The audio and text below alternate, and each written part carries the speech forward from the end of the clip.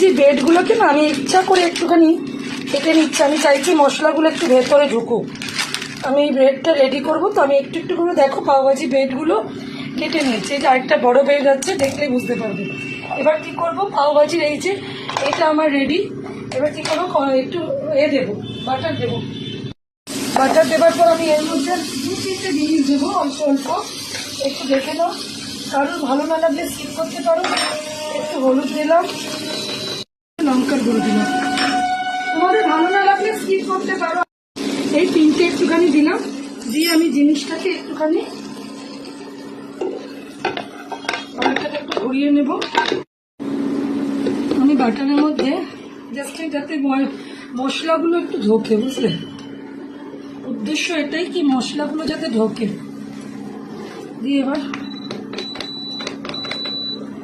প্রত্যেকটা ব্রেডকে একটুখানি মশলা ঢোকার জন্য আমি এটা মশলাগুলো একটু দিলাম। আর একটু পাতলা ছোটো দেবো, আর একটু বাটারও দিয়ে দেবো মাঝখানে, আর একটু বাটারও দিয়ে দেবো। দেখি বাটার কতটা আছে। বাটারগুলো একটুখানি মশলা ঢোকার জন্য আমি একটু দিয়ে দিলাম, যাতে খেতে না খুব ভালো লাগে। মশলাটা ভেতরে ঢুকলে একটু নুন, একটু হলুদ, একটুখানি কালারফুল হলে ব্রেডটা খেতে, দেখো ব্রেডটা যেই দিয়েছি নরম হয়ে গেছে। দেখো একদম ফ্রিজে রাখা থাকে তো, দেখো একদম বাটার দেওয়াতে ব্রেডটা যেহেতু ফ্রিজে ছিল একটু কাটতে অসুবিধা হলো, নরম হয়ে গেছে। এবার আমি ওকে রেডি করে দেব।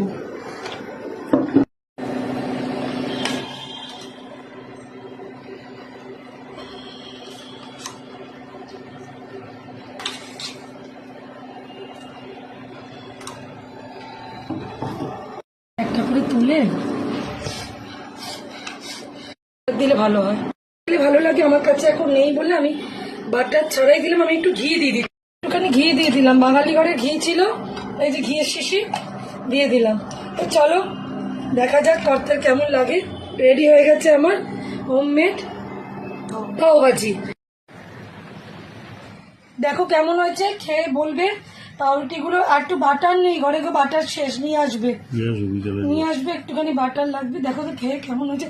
বাঙালির ঘি ছড়িয়ে দিয়েছি ওপরে।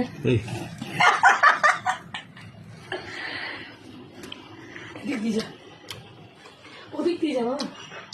কেমন হয়েছে? নতুনত্ব, হ্যাঁ নতুনত্ব না, ধনে পাতাটা পেলাম না, আর বাটার লাগে অনেকটাই বাটার লাগে। হ্যাঁ কিন্তু বাটার আমার কাছে শেষের দিকে ছিল।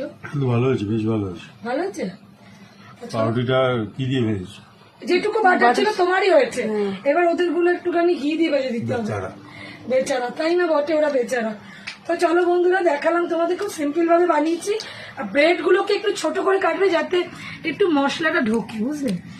তো কেমন লাগলো আমার এই সিম্পল একটা রেসিপি অবশ্যই কমেন্ট করে বলবে, পাশে থাকবে।